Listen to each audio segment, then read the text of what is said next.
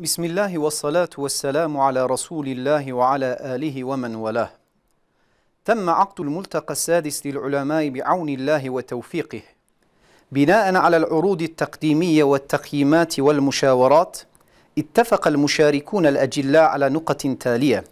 أولا، كون هدف وحدة المسلمين ليس بسهل المنال حقيقة من نوع يفوق التفسير، بالتالي إنه من المعلوم لدينا أن الوحدة ليست من الأمور التي تتحقق على الفور، ومع ذلك لا ينبغي التساهل في اتخاذ الخطوات المتعينة، علما بأن كل مرحلة نتجاوزها تقربنا من الهدف. وفي هذا السياق، في حين أن محبة جميع المسلمين من القلب ستكون خطوة الأولى نحو الهدف، فإن القرار المشترك من الفئات الإسلامية بعدم العداوة لبعضهم البعض مهما كانت الظروف سيعد تغلبا على مشكلة أساسية. ثانيا، الوقوف ضد التطبيع مع الكيان الصهيوني ومعادته إلى أن ينسحب من الأراضي المحتلة واجب الأمة بأسرها. هذه المقاومة لديها القدرة على توحيد المسلمين حول القدس والمسجد الأقصى أيضا. ومما لا شك فيه إن العلماء بما هم أكثر الناس علما وبصيرة بهذه الأمور على أكتافهم مسؤولية رفع مستوى وعي الأمة حول هذا الموضوع. ثالثا، يدرك العالم الغربي أن الحضارة الإسلامية هي أكبر عقبة أمام تحقيق حلمه في أن يكون الحضارة الحية الوحيدة على وجه الأرض، مما يجعله لا يتردد في محاربة الإسلام والمسلمين بكل الوسائل المتاحة. ستكون مهمتنا الأكثر أهمية في مواجهة هذه الهجمات هي جعل هذه الهجمات مرئية للرأي العام العالمي، ومن ثم إظهار عزمة الحضارة الإسلامية للعالم كلها من خلال دعاية مضادة القوية. رابعا، أثر وباء كورونا بشكل عميق على العالم الإسلامي كما أثر على العالم أجمع. يبدو أن هذا التأثير وربما مع انضمام أوبية جديدة سيستمر لبضع سنوات أخرى. لذلك علينا التعود على التعايش مع مثل هذه الأوبئة، وأن لا نسمح لهذه الجائحة بإعاقة دون عباداتنا وتعليمنا ومسؤولياتنا الاجتماعية. خامسا، كما لا يمكن كتابة التاريخ القدسي دون إحياء ذكرى القائد العظيم صلاح الدين، لا يتأتى كتابته مع تجاهل الإنجازات وإسهامات الأكراد. فالأكراد كما حاولوا دوما الوفاء بمسؤولياتهم مع إدراكهم لواجباتهم تجاه القدس، فإنهم ما زالوا مدركين لها في عصر الراهن أيضا. سادسا، لقد قضت كتب العقدية والكلامية السابقة بأفضل الطريقة على الهجمات المتوجهة على الإسلام وعقيدته في حين تدوينها. اليوم يتم شن هجمات جديدة من اتجاهات مختلفة وبطريقة غير مألوفة تماما، مما يجعل الرد على هذه الهجمات الفكرية اكتفاء بتراث القديم شبه المستحيل. لذلك يجب إجراء دراسات جادة ضد الاعتداءات على العقيدة الإسلامية، وصد الهجمات بأدلة منطقية مقنعة في الجغرافية الكردية خاصة والعالم الإسلامي عموما.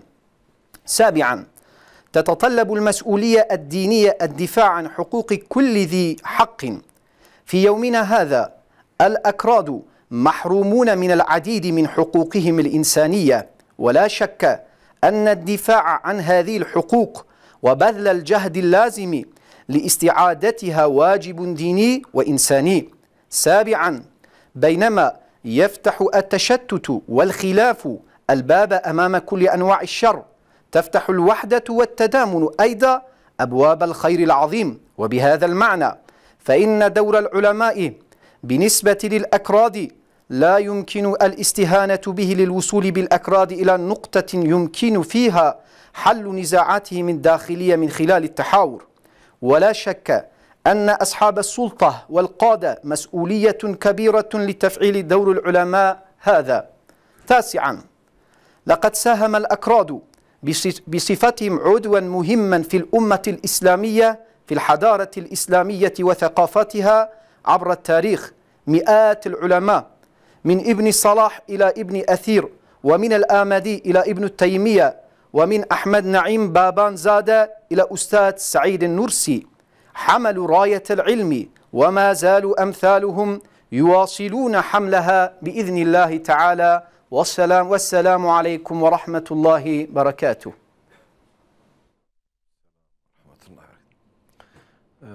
بله قال لي تماشباني هجا قال لي ميواني عزيز دانزانا انجام نامه بعربي هات دياري كرن آنها جي دانزانا انجام نامه امي بلسان كردي وبي دياري كرن امي روي حسبكن روي قداري بكن معلوم اف دانزانا انجام نامه بله كرمكن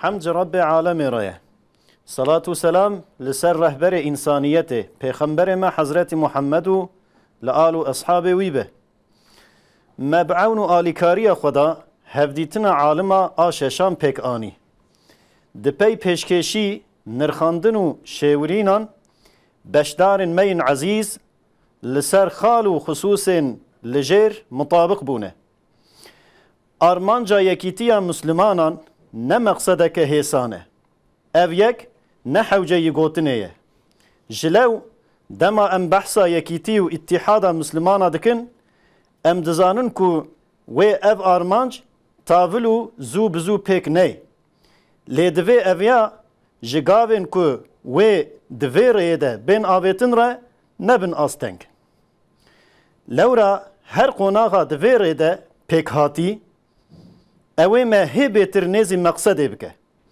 دوی واریده گاوا پیشین بدل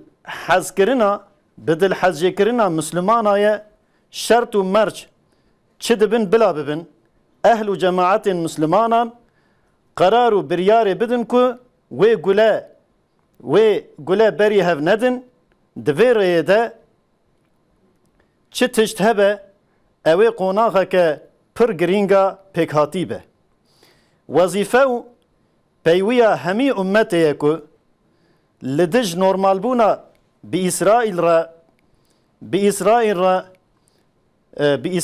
را بو لدج نورمال بونا بی اسرائیل را و دجمنانتیا اسرائیل بکه حتی که جوار مقدس و پیروز ایکو اشغال کریه بی قوراندن اف برخودان پتانسیلا که مسلمانان لدور قدس و مسجد اقصای بکه یک جی دخواده دحوینه بیشک دوی واریده شیار کرنا امت جی وظیفه عالمه که جوه خصوصیت هری زیده آگاه دارن عالم غربی دزانه که لبر خیال وانا پیکانینا مدنیتا تنی دجی مدنیتا اسلامیه جلو به همی درفت و امکان خو ایریش اسلامی و مسلمانان دکن لبر وان ایریشان وظیفه میا هری گرینگ لبر چاوه عالم دنیای اشکره کرنا وان ایریشانو پاشه جی به پروپاگاندا که قوی لهمی جهان نشانداینا مزنانتیا مدنیتا اسلامیه پاندمیا کووید 19 چوا دنیای خستیه بن باندورا خو به شکل کی دجوار لمو جواکا مجی تأثیر و باندور دکه وها خو یاد بکو و اف باندور چند سالین دنجی بردوام بو بلکی به پاندمی نو اف روش دور و دریج ببه جبر وی یکی دوی مرو خو هینی جیانا به وی روشا پاندمی بکو مرو نهیله که اف پاندمی عبادت و علم و تدریس و مسئولیت مین جواکی لپاش بهیله چاوا بی بحثا فرماندار مزن صلاح الدین ایوبی نفساندنا تاریخ قدسی نممکنه بی بحثا کردان جی نفساندنا قدسی نممکنه کرد ده هر دوره ده جبو قدسی مسئولیت خو دزانه بونو هولا pêkanîna van berpirsiyarên xwe dane, îro jî di îdraka van mesuliyetê xwe de ne. Kitabên me yên eqîde ê berê di dewrên xwe de cewab û bersivên xweşik dane êrîşên bi ser îslam û baweriya îslamê de. Lê îro bi şeklekî pir cida êrîşên nûn tên kirin, bi ketêbên me klasîk nemimkün e ku meriv bersivê bide van êrîşê îroyîn. Ji lew weka li her derê dinyayê divê li coğrafyaya Kurdan jî li ber van êrîşên bi ser baweriya îslamê de xebatên ciddî bên kirin, evan êrîşa bi delîlên mantiqiyên qane dikin gerek bêne berteref kirin. Mesuliyeta dînî pêwiz dike ku meriv parastin û müdafaa heqê her kesî heqdar bike. Îro Kurd ji gelek aliyan ve ji heqên însanî mehrûmin. Parastina van heqan, hewldayîna hewceyiya ji bo lêvegerandina van heqan wacibeke dînî û însanî ye. Ji hev perçebûn û tefrîqa deriyê her xerabiyê vedike. Yekîtî û pevrebûn jî bi heman şiklî deriyê xêrên mezin vedikin. Ji lew ji bona Kurd bigihêjin asteke ku wê karibin di bendiyên navxweyî behs bikin û çareser bikin, roleke mezina aliman heye. Bêşek ji bo alim vê rola xwe pêk bînin, mesuliyetên ehlê rêber û riyasetê hene. Kurdan wek endamekî ummeta İslamê di tarîxê de xizmet û kedkariya İslamê û kulliyata kultura İslamê kirine. Ji İbn Salah heta İbn Esîr, ji Amidî heta İbn Teymiye o di dewra me de jî Babanzade Ehmed Naim heta Ustadê Saîdê Nursi bi hezaran aliman ala ilmê hilgirtine û îro jî ew ê hilgirtina vê alayê bidomînin înşaallahu teala. Aleykümselam.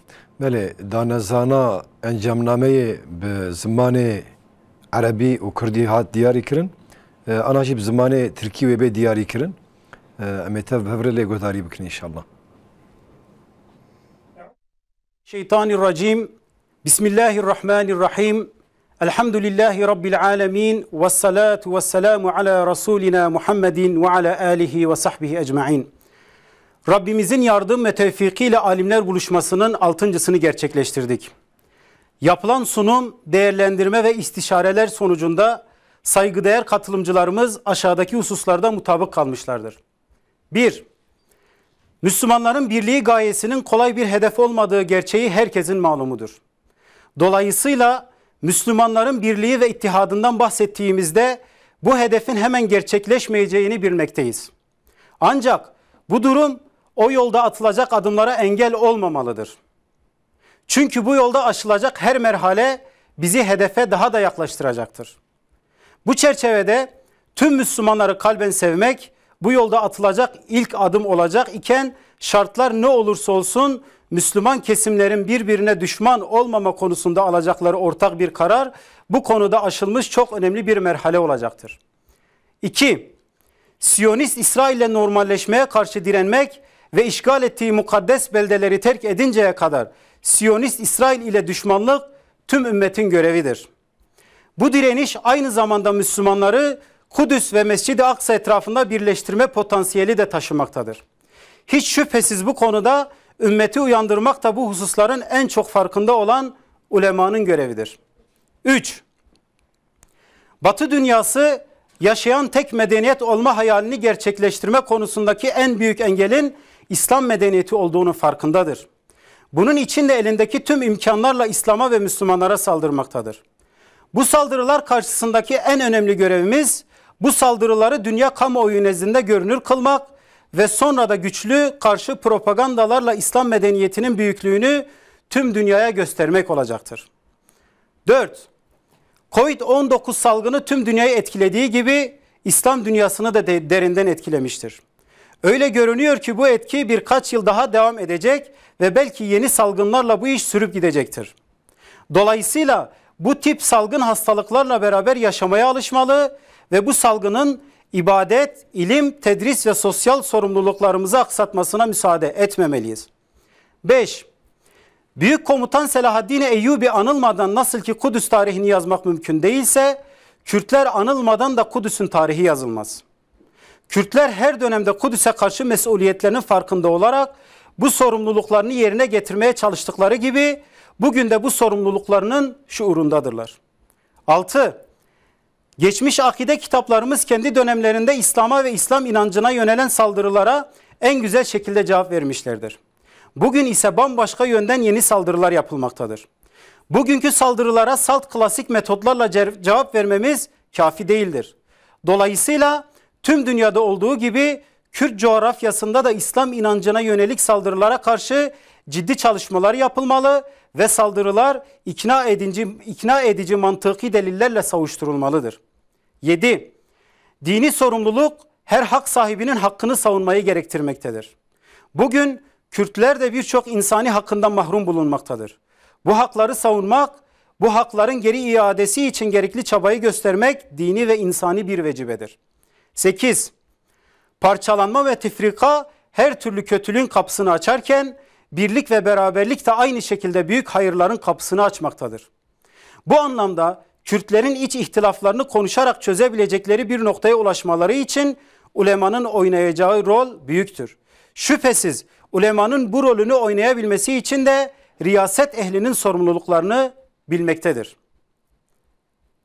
9. Kürtler İslam ümmetinin önemli bir uzvu olarak tarih boyunca İslam'a ve İslam kültür külliyatına katkıda bulunmuşlardır. İbn-i Salah'tan İbn-i Esir'e, Amidi'den İbn-i Teymiye'ye ve çağımızda Babanzade Ahmet Naim'den Üstad Said Nursi'ye kadar binlerce alim ilim bayrağını taşımışlardır. Ve bugün de taşımaya devam edeceklerdir inşallah.